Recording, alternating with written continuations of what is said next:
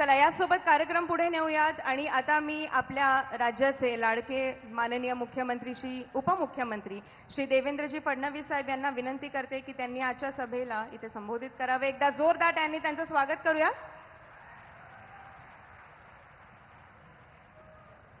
भारत माता की, छत्रपती शिवाजी महाराज की, धर्मवीर छत्रपती संभाजी महाराज की जय भवानी, जय भवानी। हिंदवी स्वराज्याचे सरसंस्थापक छत्रपती शिवरायांना मानाचा मुजरा करतो। भारतीय राज्यघटनेचे शिल्पकार भारतरत्न डॉक्टर बाबासाहेब आंबेडकर यांना मानवंदना अर्पित करतो आणि धुळे जिल्ह्याच्या वतीनं अखिल विश्वातील सर्वाधिक लोकप्रिय नेते आणि आपल्या सर्वांचे लाडके प्रधानमंत्री माननीय नरेंद्र मोदीजी यांचं मनापासून स्वागत करतो।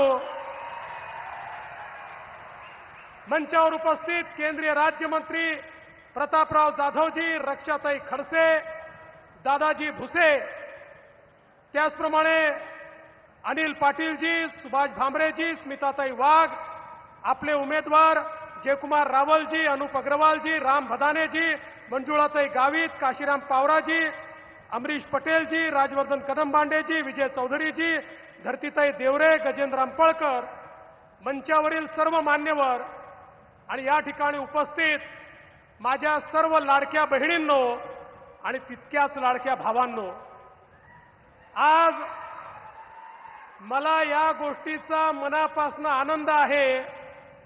महाराष्ट्राच्या निवडणुकीमध्ये माननीय मोदीजींच्या प्रचाराची सुरुवात खानदेशाच्या धुळ्यातनं होते आहे, ही आपल्याकरता अत्यंत आनंदाची गोष्ट आहे।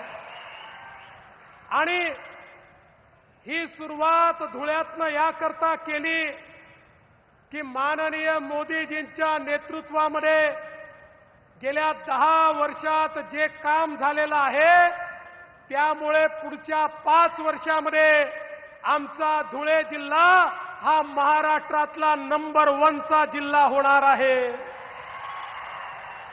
आज आपण पाहतोय ज्या प्रकारे सुलवाडे जामफळच्या माध्यमातून या जिल्ह्याच्या प्रत्येक शेतीला पाणी जात आहे, शेतकऱ्यांच्या बांधापर्यंत पाणी पोहोचवण्याचं काम माननीय मोदीजींच्या आशीर्वादाने या धुळे जिल्ह्यामध्ये होत आहे। आणि दुसरीकडे अक्कलपाडा धरणाची उंची वाढवून त्या ठिकाणी आमच्या धुळे शहराला पिण्याच्या पाण्याची त्या ठिकाणी कधीच टंचाई भासणार नाही अशा प्रकारचं काम होताना आपल्याला पाहायला मिळत आहे।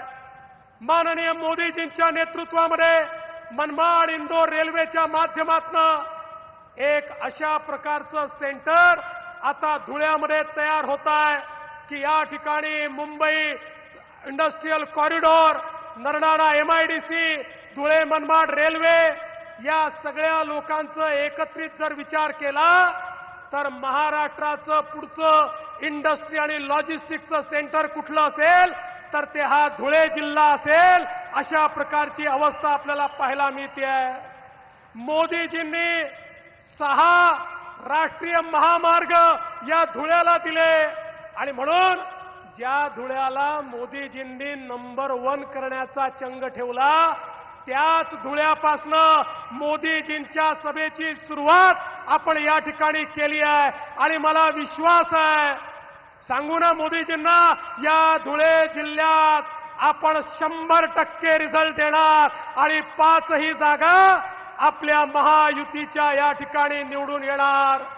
बंधू भगिनींनो, तुमच्या आशीर्वादानं राज्यामध्ये एकनाथराव शिंदेजींच्या नेतृत्वातलं आपलं सरकार आज एकीकडे लाडक्या बहिणींना मदत करताय, लाडक्या बहिणींना 1500 रुपये त्या ठिकाणी देताय, आमच्या मुलींना मोफत शिक्षण देताय, आमच्या महिलांना एसटीचा प्रवास मोफत देताय, त्या ठिकाणी वेगवेगळ्या प्रकारच्या योजना करताय, मोदीजींच्या नेतृत्वात लखपती दीदी तयार करताय। आणि दुसरीकडे शेतकऱ्यांच्या पाठी उभे असलेलं आपलं सरकार 1 रुपयामध्ये 8,000 कोटी रुपयाचा पीक विमा देत आहे आणि त्यासोबत आमच्या शेतकऱ्यांचं वीज बिल पूर्णपणे माफ करून शेतकऱ्यांना वीज बिलातनं मुक्ती देण्याचं काम हे आपल्या सरकारने केलंय. आणि चिंता करू नका, पुढचे 5 वर्ष माझ्या शेतकऱ्यांना वीज बिलातनं मुक्ती ही आपल्या सरकारने दिलेली आहे. एवढंच नाही तर आता एकीकडे आपण हा निर्णय केला की आपल्या शेतकऱ्यांना पुन्हा एकदा तुमच्या आशीर्वादाने महाराष्ट्रात सरकार आलं की संपूर्ण कर्जमाफी देण्याचा निर्णय देखील आपल्या सरकारने घेतलेला आहे. आणि त्यासोबत कधी जर एमएसपी मध्ये बाजारभावापेक्षा जर कमी झाला एमएसपी पेक्षा तर भावांतर योजना राबवून त्या माध्यमातून शेतकऱ्यांच्या खात्यात थेट पैसे देण्याचा निर्णय देखील आपल्याच सरकारने या ठिकाणी घेतलेला आहे. सांगण्यासारख्या गोष्टी खूप आहेत. आमच्या लाडक्या भावांना 10 लाख रोजगाराच्या संधी आपण देतोय. वेगवेगळ्या योजनांच्या माध्यमातून सगळ्या समाजाला घेऊन आपण पुढे चाललोय. पण बंधू भगिनींनो, हे सगळं करत असताना एकीकडे आम्ही विकास करतोय, सर्व जाती धर्मांना सोबत घेऊन या महाराष्ट्राला पुढे नेतोय.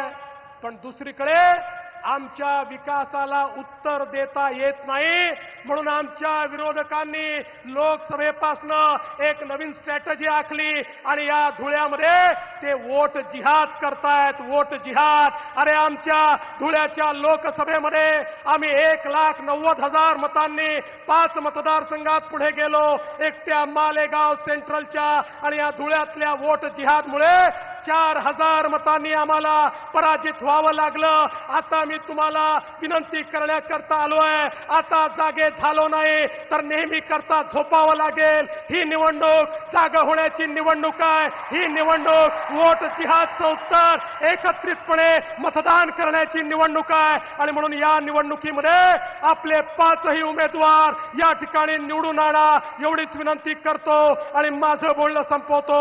धन्यवाद. जय हिंद, जय महाराष्ट्र. धन्यवाद सर. आणि आमंत्रित करूया, विचारामृतात न्हावून निघूया, अलौकिक तेजाने झळाळणारे, समृद्ध वाणीचे धनी असणारे, आपल्या धीर गंभीर आवाजाने सर्वांच्या हृदयाचा ठाव घेणारे, ज्यांच्या नजरेत विश्वसनीय प्रेम आहे, जे दृढ निश्चयी आहेत, जे सहनशील आहेत, सनातन धर्माचे आधारस्तंभ, श्रीमंत योगी, देशाचे नवयुग प्रवर्तक, दैवी युग पुरुष, हमारे देश के सम्माननीय प्रधानमंत्री विकास पुरुष श्री नरेंद्र जी दामोदर दास मोदी जी. मोदी जी देश के ही नहीं विश्व नेताओं में से भी एक विख्यात मुखर वक्ता हैं. उनके ओजस्वी भाषण से तो हम सभी परिचित हैं. धूमिल हो रहे भारत के स्वप्नों को फिर से जगाया है. स्वर्ण योग की कामना लेकर फिर से इस जमीन पर एक शूरवीर आया है. देश को एकता के सूत्र में पिरोकर अखंडता का नूर लाया है. विश्व के नवपटल फिर से करने के लिए नए युग का आरंभ मोदी जी के रूप में एक देवदूत आया है. एक देवदूत आया है. जोरदार तालियों के बीच स्वागत करेंगे सम्माननीय प्रधानमंत्री नरेंद्र जी मोदी जी का. भारत माता की जय. भारत माता की जय. विचारामृत हृदयाच्या कप्प्यापर्यंत गेलं पाहिजे.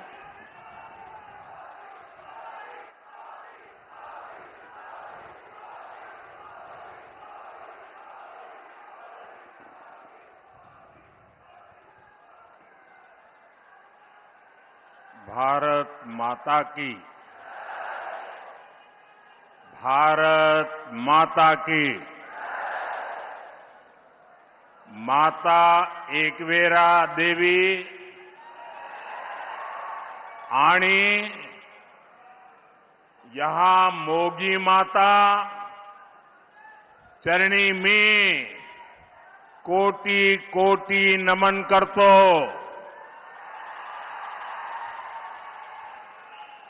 धुळ्यातील सर्वांना राम राम.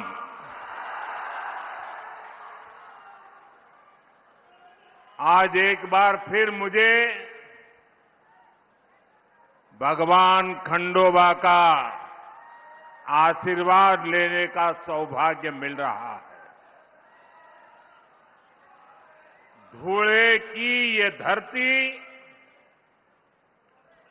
और महाराष्ट्र से मेरा अपनापन आप सब भली-भांति जानते हैं। महाराष्ट्र से मैंने जब भी कुछ मांगा है, महाराष्ट्र के लोगों ने दिल खोलकर मुझे अपना आशीर्वाद दिया है।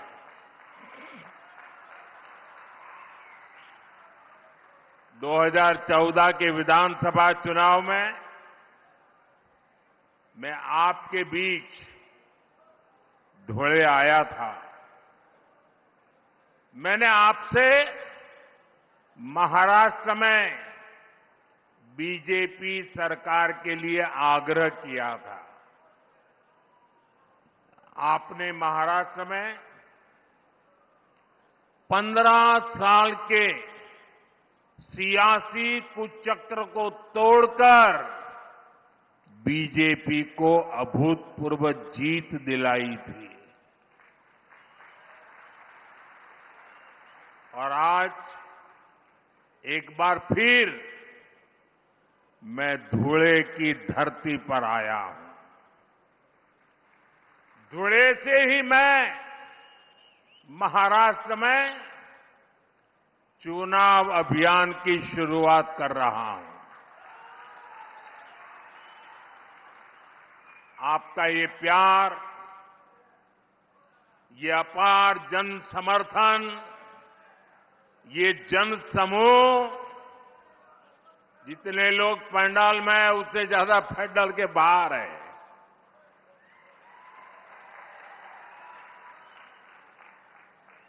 उधर तो उनको पर्दे भी खोल देने पड़े। ये जन समूह, ये उत्साह, ये उमंग वाकई अभिभूत कर देता है। हम सभी को, भाजपा को, महायुति को, महायुति के एक एक उम्मीदवार को आपके आशीर्वाद चाहिए। मैं आपको विश्वास दिलाता हूं,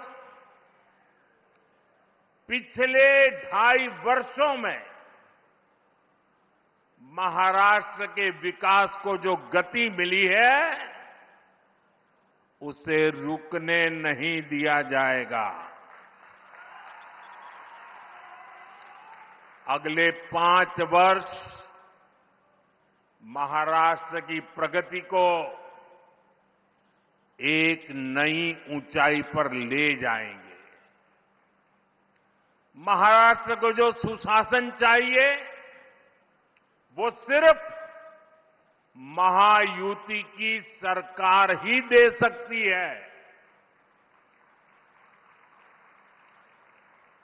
और उधर देखिए, महाअगाड़ी की गाड़ी में वैसे भी ना पहिए हैं, ना ब्रेक है, और ड्राइवर की सीट पर बैठने के लिए भी झगड़ा हो रहा है। और चारों तरफ से भांति भांति के हॉर्न सुनाई दे रहे हैं। साथियों, राजनीति में आने पर हर किसी का अपना एक लक्ष्य होता है। हम जैसे लोग जनता को ईश्वर का रूप मानते हैं, जनता की सेवा के लिए राजनीति में आए हैं।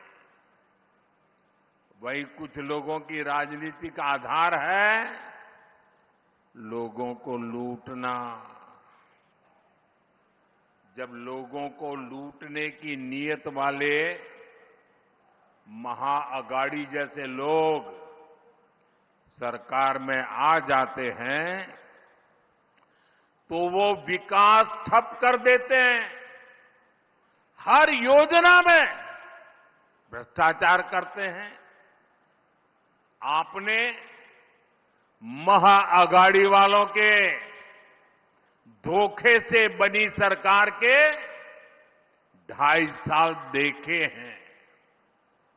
इन लोगों ने पहले सरकार लूटी और फिर महाराष्ट्र के आप लोगों को भी लूटने में वो लग गए थे।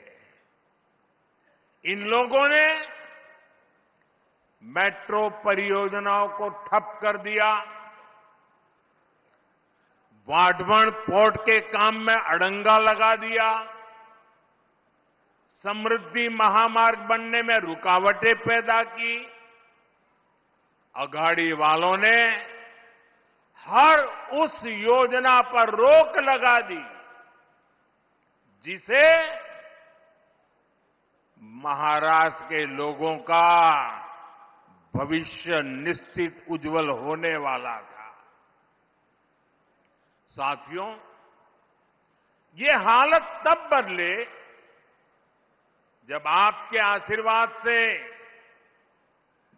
यहां महायुति की सरकार बनी। महायुति के 2.5 वर्षों में महाराष्ट्र ने विकास के नए रिकॉर्ड बनाए।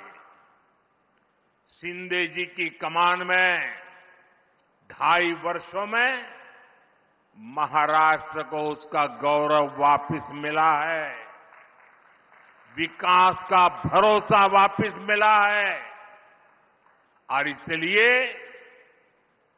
मैं महाराष्ट्र के मतदाताओं से आग्रहपूर्वक कहूंगा, आप सबको याद रखना है, भाजपा महायुती आहे तर गती आहे, महाराष्ट्राची प्रगति आहे। साथियों, मैं आज महायुति को बहुत बहुत बधाई देना चाहता हूं।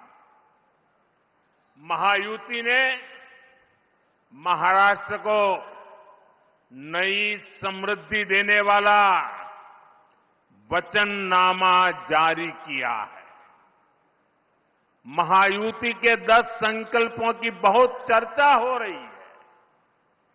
शिंदे जी, मेरे मित्र देवेंद्र फडणवीस जी और अजित पवार जी ने जनता के सुझावों से ये शानदार वचननामा तैयार किया है। महायुतीचा वचननामा विकासाची वाढेल गती, महाराष्ट्राची होणार हमखास प्रगती। महायुति के इस वचननामे में, इस घोषणा पत्र में हर वर्ग की आर्थिक प्रगति की योजना है, समानता का भाव है, सुरक्षा का एहसास है और सबको साथ लेकर चलने का विश्वास है।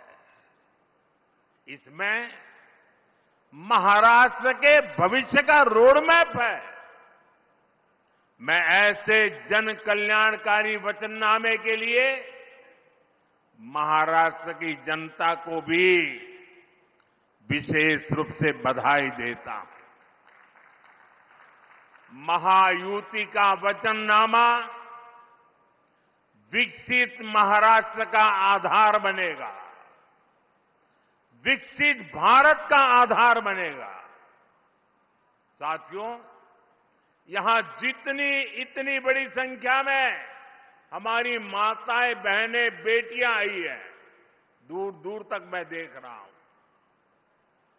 विकसित महाराष्ट्र, विकसित भारत के लिए हमारी बहनों, बेटियों का जीवन आसान बनाना, उन्हें सशक्त करना बहुत जरूरी है। जब महिलाएं आगे बढ़ती हैं तो पूरा समाज तेजी से प्रगति करता है। इसलिए पिछले 10 वर्षों में केंद्र सरकार ने महिलाओं को केंद्र में रखकर अनेक बड़े बड़े फैसले लिए हैं।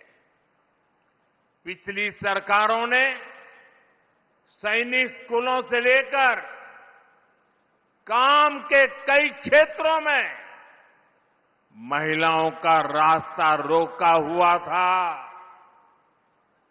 ये मोदी है, उसने वो सारे बंधन हटाए, महिलाओं को ज्यादा से ज्यादा क्षेत्रों में काम के अवसर दे दिए, सारे दरवाजे खोल दिए। हमने नारी शक्ति बंधन अधिनियम के जरिए विधानसभाओं और संसद में महिलाओं को आरक्षण का अधिकार दिया। शौचालय से लेकर गैस सिलेंडर तक हर योजना के केंद्र में हमारी माताएं, बहनें ही रही है। हमने जब इन योजनाओं को शुरू किया था तब कांग्रेस के लोग हमारा मजाक उड़ाते थे, लेकिन आज वही योजनाएं महिला सशक्तिकरण का पर्याय बन गई है। मुझे खुशी है कि महाराष्ट्र की महायुति सरकार भी हमारे विजन को आगे बढ़ा रही है। माताओं को, बहनों के लिए यहां अनेक योजनाएं शुरू की गई है। आज महाराष्ट्र में हर डॉक्यूमेंट पर माता का नाम अनिवार्य कर दिया गया है। महायुति सरकार के इस फैसले का हर किसी ने खुले दिल से स्वागत किया। मुझे खुशी है कि महाराष्ट्र पुलिस में 25,000 बेटियों की भर्ती से एक नया विश्वास पैदा होने वाला है, महिलाओं का सामर्थ्य बढ़ने वाला है और महिला सुरक्षा बढ़ेगी और बेटियों को रोजगार भी मिलेगा। साथियों, हमारी सरकार महिलाओं के सशक्तिकरण के लिए जो कदम उठा रही है वो कांग्रेस और उसके गठबंधन को बर्दाश्त नहीं हो रहा है। आप जानते हैं कि महायुति सरकार की माझी लाड़की बहन योजना, ये माझी लाड़की बहन योजना की सिर्फ महाराष्ट्र में नहीं, देश के हर कोने में चर्चा है। लेकिन कांग्रेस माझी लाड़की बहन योजना को बंद करवाने के लिए भांति भांति साजिशें रच रही है। कांग्रेस के इकोसिस्टम वाले लोग इस योजना के खिलाफ कोर्ट तक पहुंच गए हैं। कांग्रेस और उसके साथियों ने ठान लिया है कि अगर उन्हें सत्ता मिली तो सबसे पहले इस योजना को बंद कर देंगे।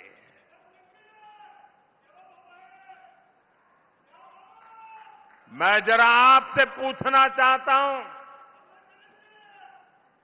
क्या महिलाओं के लिए ये योजना चलनी चाहिए कि नहीं चलनी चाहिए?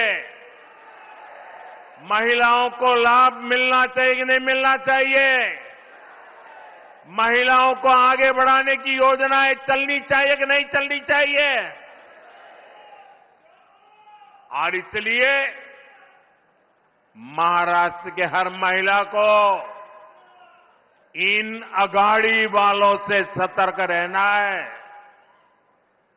ये लोग कभी नारी शक्ति को सशक्त होते नहीं देख सकते। पूरा महाराष्ट्र देख रहा है, कांग्रेस और अगाड़ी वाले लोग अब महिलाओं को किस तरह गाली देने पर उतर आए हैं। कैसी कैसी अभद्र भाषा, कैसे कैसे कमेंट, महिलाओं को नीचा दिखाने की कोशिश। महाराष्ट्र की कोई माता बहन कभी भी अगाड़ी वालों के इस कृत्य को माफ नहीं कर सकती। साथियों, भाषा भी और मातृभाषा तो एक तरह से हमारी मां होती है। मुझे गर्व है कि हमारी सरकार ने मराठी भाषा को अभिजात भाषा का दर्जा दिया है।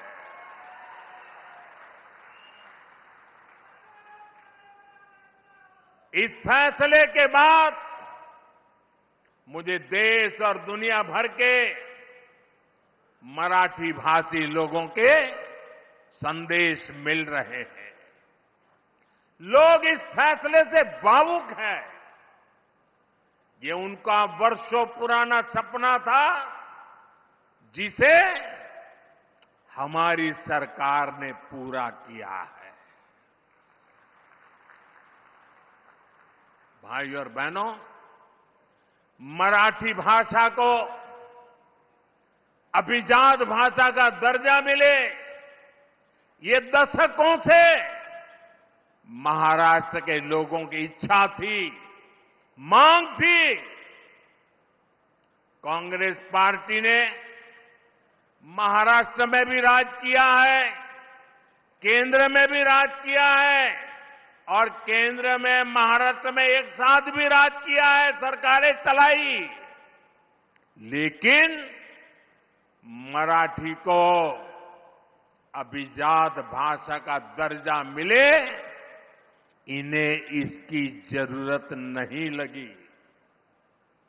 इन्होंने हमेशा मराठी भाषा के सम्मान की मांग को अनदेखा किया। उन्हें अब भी परेशानी हो रही है। ये काम मोदी ने कैसे कर दिया? मोदी ने क्यों कर दिया? महाराष्ट्र के नाम पर राजनीति करने वाले अघाड़ी वालों का यही असली चेहरा है। साथियों, महाराष्ट्र में डबल इंजन सरकार ने कैसे काम किया है, ये आज पूरी दुनिया भी देख रही है। आज विदेशी निवेश में, नए अवसरों में महाराष्ट्र पहली पसंद है। लगातार 2 साल तक महाराष्ट्र विदेशी निवेश में नंबर 1 रहा है। इस साल के पहले 3 महीने में 50% से ज्यादा, 50% से ज्यादा विदेशी निवेश अकेले मेरे महाराष्ट्र में आया है। महाराष्ट्र को सभी निवेश परियोजनाओं में प्राथमिकता दी जा रही है। इलेक्ट्रॉनिक वाहन परियोजना, ग्रीन एनर्जी और सोलर प्रोजेक्ट, स्टील प्रोजेक्ट, ऐसे कितने ही प्रोजेक्ट महाराष्ट्र के अलग अलग हिस्सों में स्थापित किए जा रहे हैं। भारत का सबसे बड़ा पोर्ट, पूरे हिंदुस्तान का सबसे बड़ा, ये पोर्ट भी, बंदरगाह भी हमारे महाराष्ट्र में बन रहा है। इंफ्रास्ट्रक्चर के बड़े प्रोजेक्ट से महाराष्ट्र में नए अवसर तैयार हो रहे हैं। साथियों, और जिस दिन मैं वाधवन पोर्ट के शिलान्यास के लिए आया था, उस दिन हमारे देवेंद्र जी ने पब्लिक में एक इच्छा व्यक्त की थी। उन्होंने कहा था कि हिंदुस्तान का सबसे बड़ा बंदरगाह बन रहा है। मोदी जी इतना सारा कर रहे हो, हजारों करोड़ लगा रहे हो, तो वहां एक एयरपोर्ट भी बना देना। उस दिन तो मैं चुप रहा था, लेकिन भाइयों बहनों, जैसे ही आचार संहिता खत्म होगी, जैसे ही महाराष्ट्र में महायुति की शपथ विधि हो जाएगी, मैं महाराष्ट्र सरकार के साथ बैठ करके देवेंद्र जी की इच्छा कैसे पूरी हो, इस बात के लिए काम करूंगा।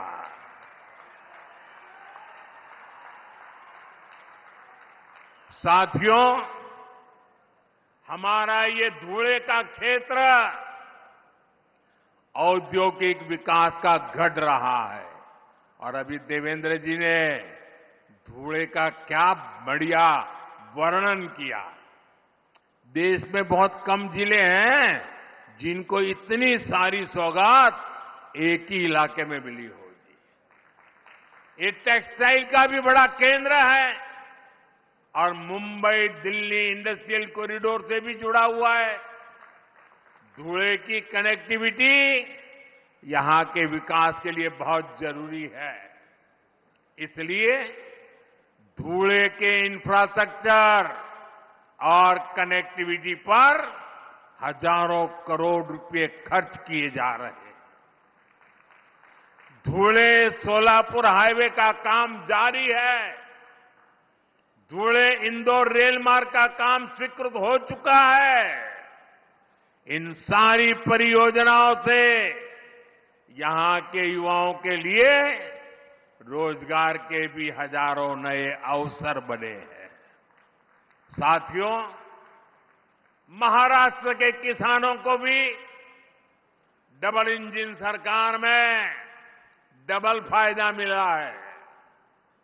उन्हें पीएम किसान सम्मान निधि के 6,000 रुपये के साथ ही महायुति सरकार के नमो शेतकरी महासम्मान निधि के 6,000 रुपया अतिरिक्त मिलते हैं, यानी 12,000 रुपये की आर्थिक मदद मेरे महाराष्ट्र के किसान भाई बहनों के खाते में सीधी जाती है।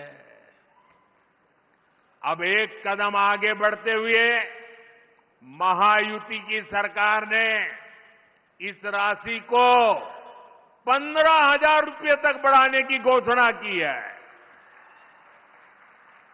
इसका बहुत बड़ा फायदा महाराष्ट्र के और मेरे धुले के किसानों को भी होगा। केंद्र सरकार ने पिछले 10 वर्षों में किसानों के लिए जो काम किए हैं, उनसे कांग्रेस के खोदे गए गड्ढों को भरने में काफी मदद मिली है।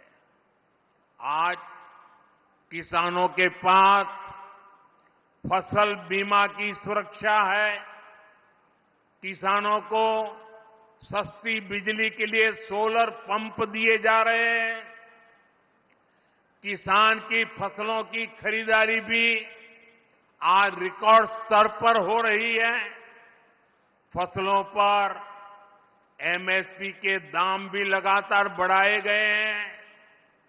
यही बीजेपी और महायुति का संकल्प भी है और हमारा किसान खुशहाल हो और देश समृद्ध बने।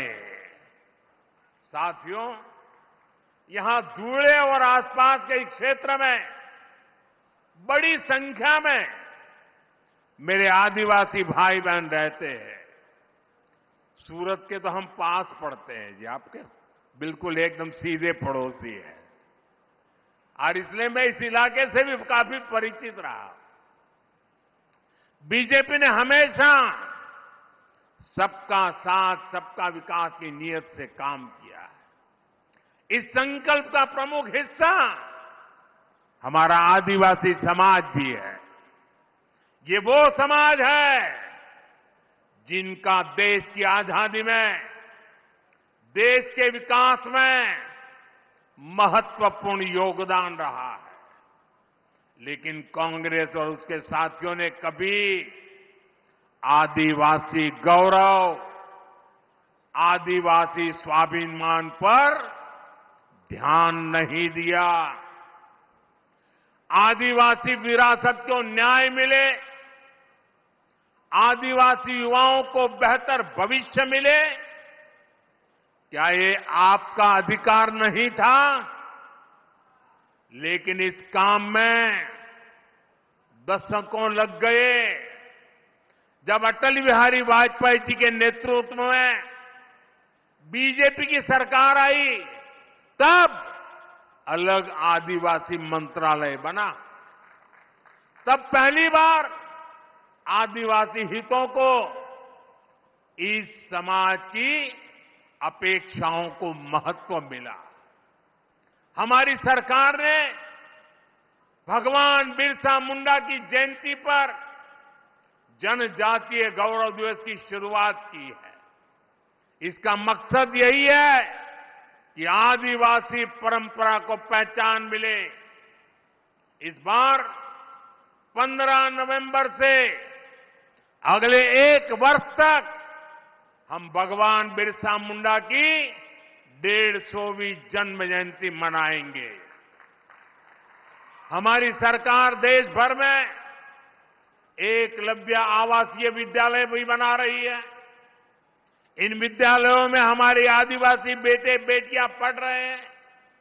हमने जल, जंगल, जमीन का हक सुरक्षित किया। वन उपज का लाभ आदिवासी समाज को मिले, इसके लिए हमने इस समाज को उसके अधिकार दिए। बीजेपी के ही प्रयासों से पहली बार एक आदिवासी महिला द्रौपदी मुर्मू जी देश की पहली आदिवासी राष्ट्रपति बनी और पूरे देश ने देखा है कि कैसे कांग्रेस और उसके साथियों ने द्रौपदी मुर्मू जी को हराने के लिए पूरी शक्ति लगा दी थी। आए दिन ये लोग द्रौपदी जी का अपमान करते हैं और ये इनकी पुरानी आदत है। बाबा साहब आंबेडकर को हराने के लिए नेहरू समेत ने ताकत लगा दी थी। आज से 25-30 साल पहले बाबा साहब आंबेडकर को नीचा दिखाना ये कांग्रेस का रोज का काम था और वैसा ही उन्होंने द्रौपदी मुर्मू जी के साथ किया। साथियों, आज मैं आपको और पूरे देश को कांग्रेस और उसके साथियों की एक बहुत खतरनाक साजिश से आगाह करने के लिए आया हूं और इस आदिवासी क्षेत्र में आया हूं तब मेरा ये कर्तव्य बनता है इस खतरनाक खेल से मैं महाराष्ट्र को, देश को, मेरे आदिवासी भाई बहनों को सजग करूं।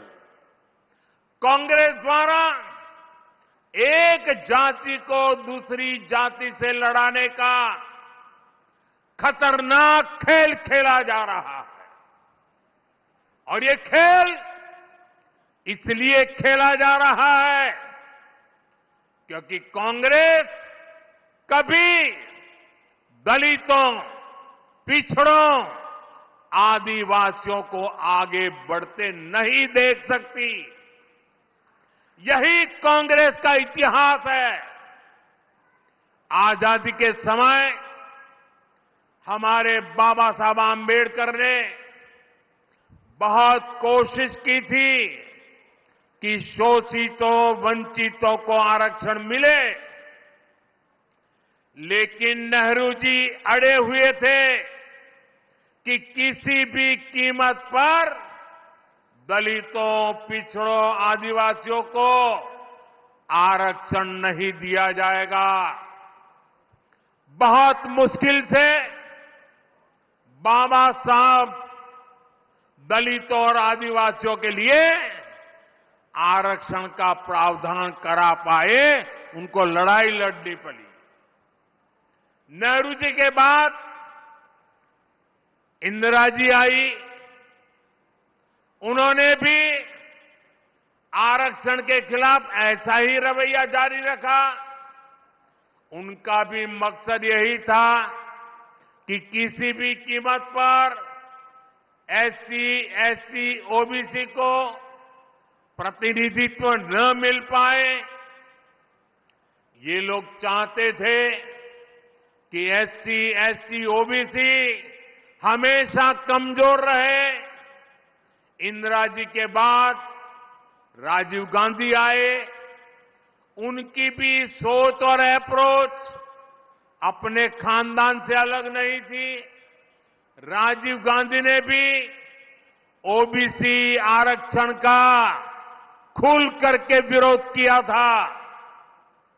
ये लोग जानते थे कि एससी, एसटी, ओबीसी अगर ये समाज मजबूत हो गया तो उनकी राजनीति की दुकान का शटर गिर जाएगा। राजीव गांधी के बाद अब इस परिवार की चौथी पीढ़ी इस खतरनाक भावना के साथ उनके युवराज काम कर रहे हैं। कांग्रेस का एकमात्र एजेंडा है किसी भी तरह एससी समाज की एकता को तोड़ो, एसटी समाज की एकता को तोड़ो, ओबीसी समाज की एकता को चकनाचूर कर दें। कांग्रेस चाहती है कि एससी समाज अलग अलग जातियों में बिखरा रहे ताकि एससी समाज की सामूहिक शक्ति कमजोर पड़ जाए। कांग्रेस चाहती है कि ओबीसी समाज भी अलग अलग जातियों में बटा रहे ताकि ओबीसी के तौर पर उनकी जो एकजुटता की पहचान बनी है, ये ओबीसी अगर ओबीसी रहे तो उनकी ताकत बढ़ जाएगी। ये ताकत न बढ़े इसलिए ओबीसी समाज को भी जातियों में बिखेर दो। इसलिए वो ओबीसी को भी अलग अलग जातियों में बांटने का खेल कर रही है। कांग्रेस चाहती है कि हमारा एसटी समाज अलग अलग जातियों में बटा रहे, क्योंकि आज आदिवासी के रूप में, जनजातीय समूह के रूप में, शेड्यूल्ड ट्राइब के रूप में समाज की एकता, समाज की एक पहचान, समाज की एकजुटता आज उभर करके आई है।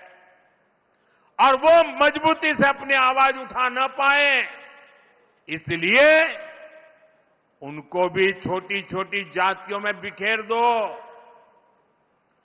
यहां धुले के इस क्षेत्र में हमारे भील गरासिया, कोकना, कोकनी, कोली महादेव, डोंगर कोली, वारली, ठाकर, कोली ठोर, टोकरे कोली, गमीत, गमता, गवीत, पारगी, कटकरी, धानका, तड़वी, तैतरिया, ऐसी आदिवासी जातियां रहती है।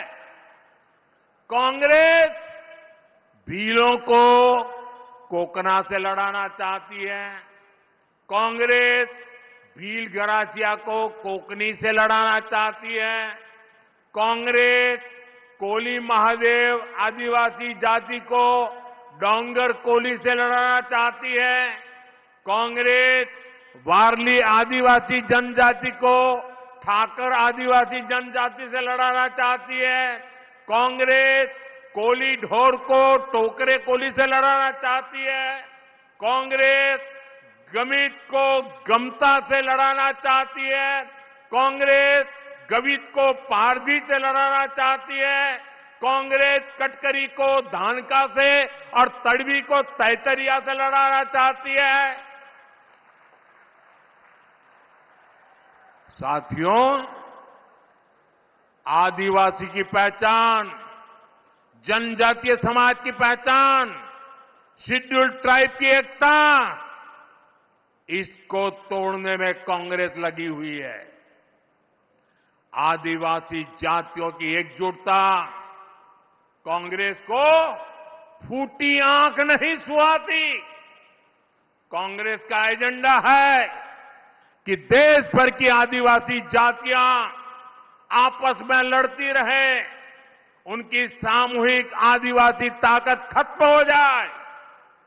कांग्रेस ने जब धर्म के नाम पर ऐसे ही साजिशें रची थी तो देश का बंटवारा हो गया था। अब कांग्रेस एससी, एसटी, ओबीसी समाज की एक जाति को दूसरे के खिलाफ खड़ा कर रही है। भारत के खिलाफ इससे बड़ी साजिश कोई और नहीं हो सकती।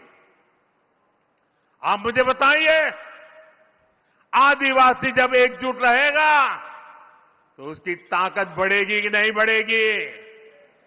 ताकत बढ़ेगी कि नहीं बढ़ेगी? अलग अलग जातियों में टूटने से आप सोचिए कमजोर हो जाएंगे कि नहीं हो जाएंगे।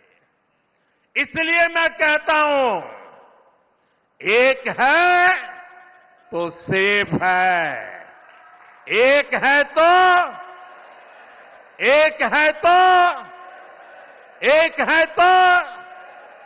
हमें एकजुट रहकर कांग्रेस के खतरनाक खेल को नाकाम करना है और विकास के रास्ते पर आगे बढ़ते रहना है। साथियों, आजादी के बाद महात्मा गांधी कांग्रेस को खत्म करना चाहते थे। उन्होंने कहा था, अब आजादी मिल गई, कांग्रेस को बिखेर दो। उन्हें कांग्रेस को लगने वाली बीमारी का अंदाजा था। जहां विभाजन की आग है, वहां जड़ में कांग्रेस का देश विरोधी राग है। कांग्रेस हमेशा देश को तोड़ने वाले षड्यंत्रों का हिस्सा रही है। इसका एक बड़ा उदाहरण है जम्मू कश्मीर। कांग्रेस ने कश्मीर को आर्टिकल 370 के जरिए देश की मुख्य धारा से अलग किया।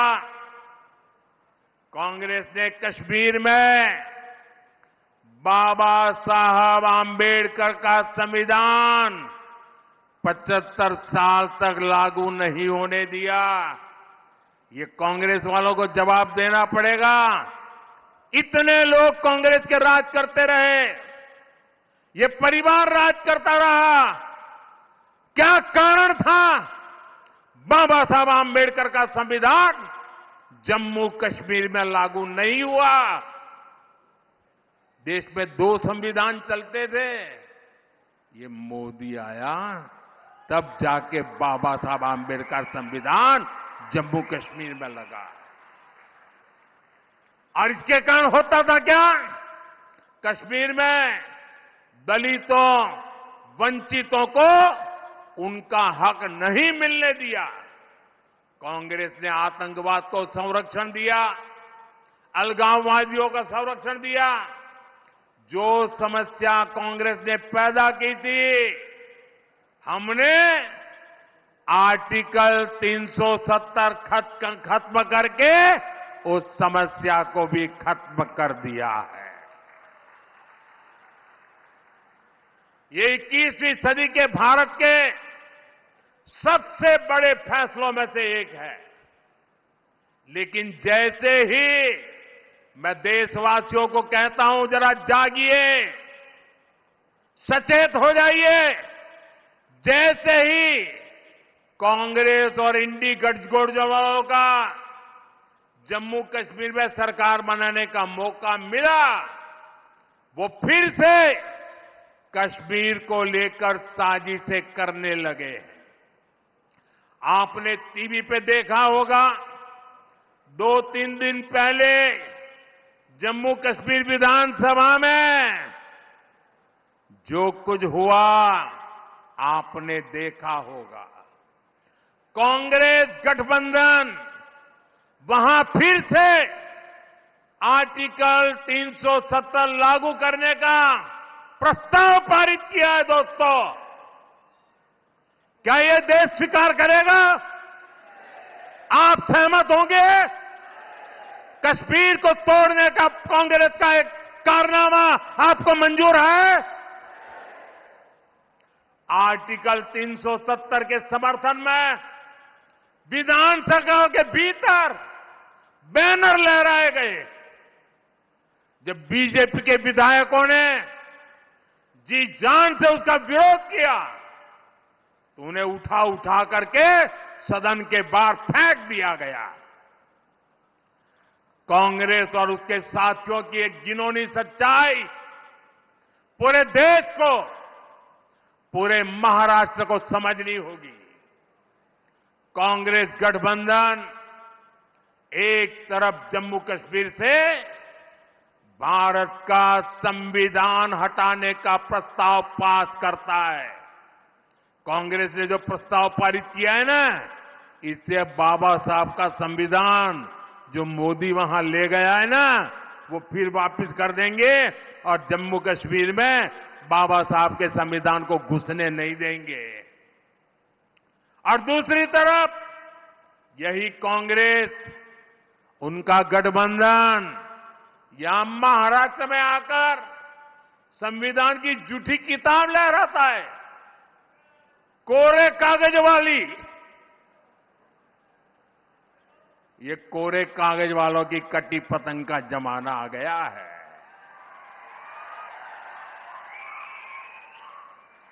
कांग्रेस गठबंधन एक तरफ जम्मू कश्मीर में दलितों को मिला अधिकार छीनने का प्रस्ताव पास करता है, वहीं दूसरी तरफ महाराष्ट्र में दलितों के अधिकार के नाम पर झूठ फैलाना, गुमराह करना, उनको भड़काने का काम कर रही है।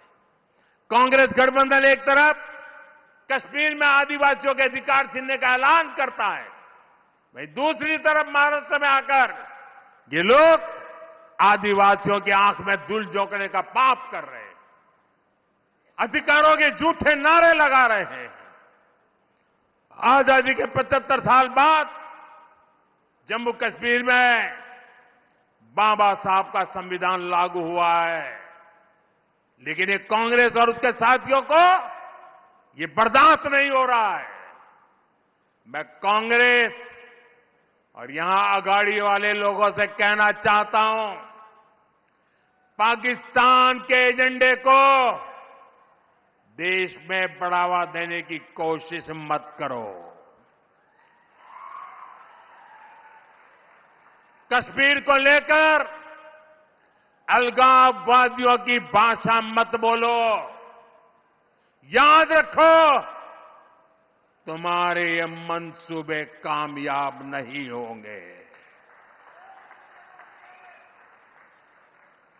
और जब तक मोदी पर जनता जनार्दन का आशीर्वाद है, कांग्रेस वाले तुम कश्मीर में कुछ नहीं कर पाओगे।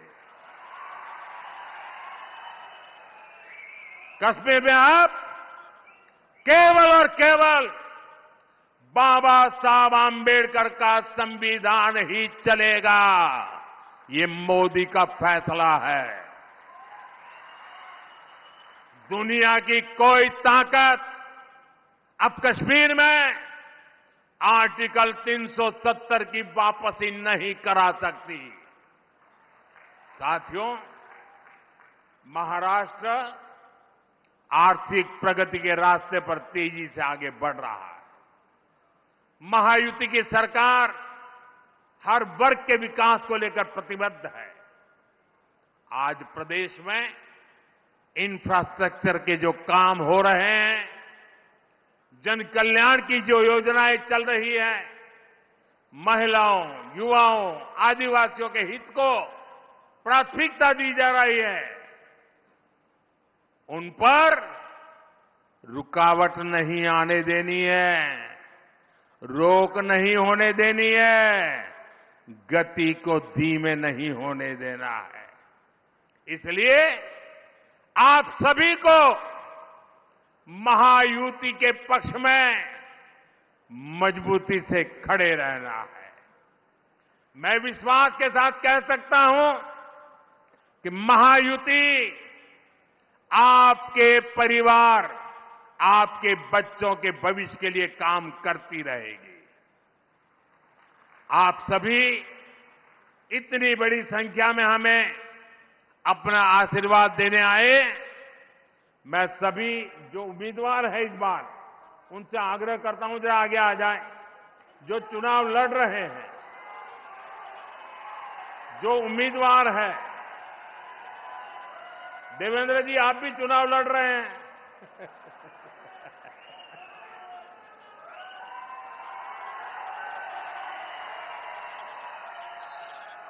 मेरे साथ बोलिए, भारत माता की, भारत माता की, भारत माता की। आप लोग जरा वहां रुकिए।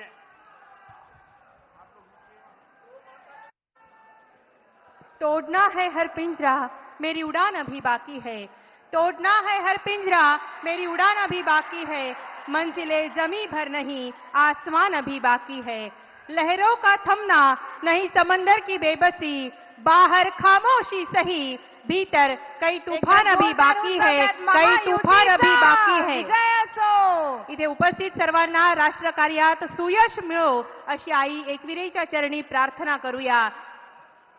चौथ्यांदा असं झालं आहे की स्वतः मोदीजी आज धुळ्यामध्ये आलेले आहेत आणि महायुती विजय संकल्प सभाची ही पहिली अशी सभा आहे जिथे मोदींजींचा चरणस्पर्श झाला आहे। तर एकदा जोरदार होऊन जाऊ द्यात, अब की बार मोदी सरकार, भारत